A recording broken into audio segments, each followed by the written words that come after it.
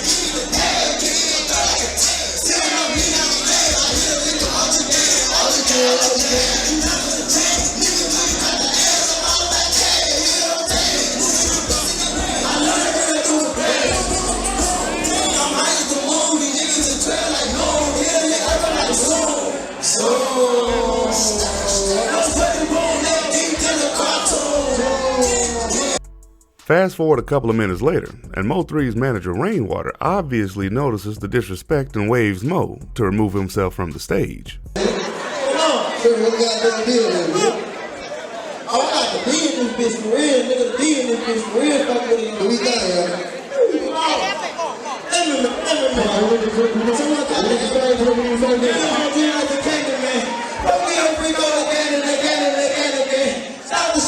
Now, you can never really know how a person feels inside, but believe it or not, you can almost always feel their energy.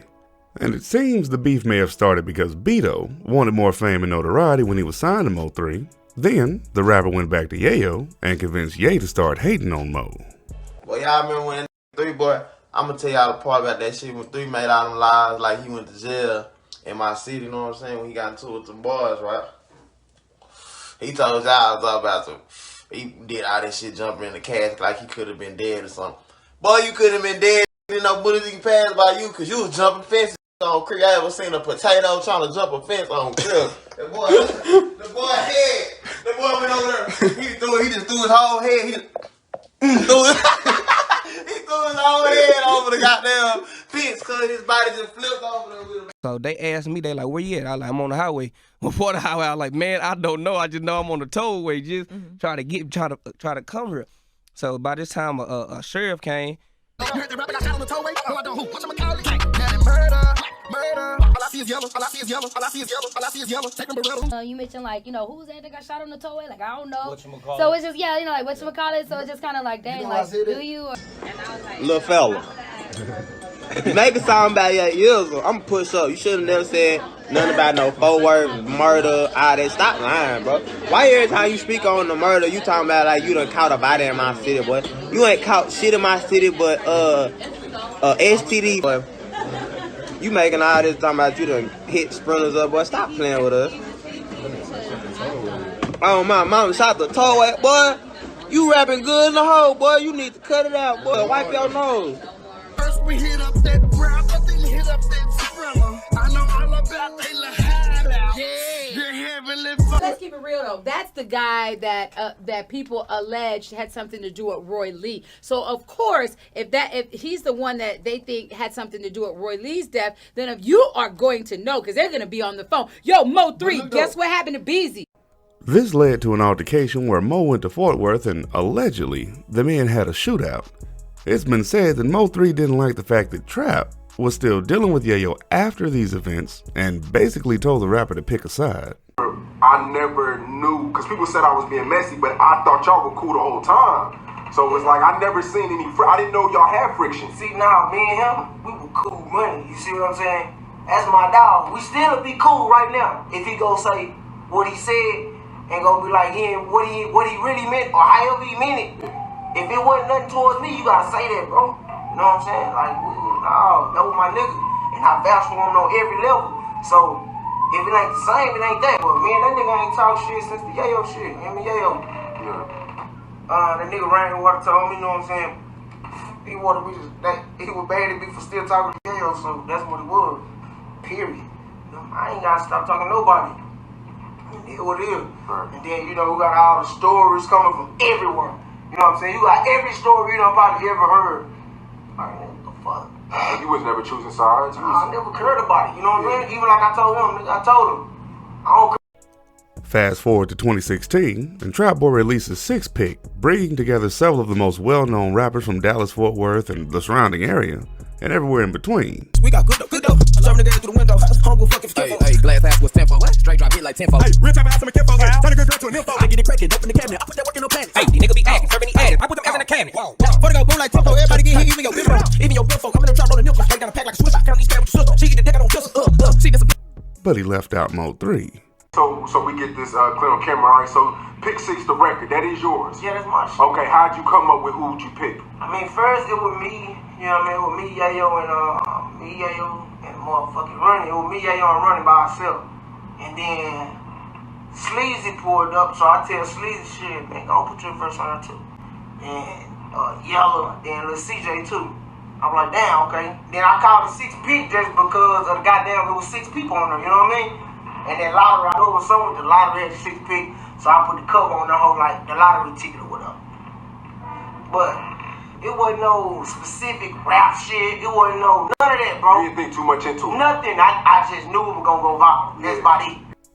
Now y'all already know there's more to come. There's definitely a part 2 to this segment in the works. But in the meantime, you guys already know the drill. Leave us your thoughts and opinions down below. And while you're here, if you happen to come across any information that needs correcting, or maybe you have a little bit more insight into it, make sure to let us know down below so that we can do the proper research and make sure to make any updates as promptly as possible. But in the meantime, you guys already know what I'm gonna say. We appreciate you for tuning in as always, and you guys be safe out there, and we'll catch you on the next one. Peace.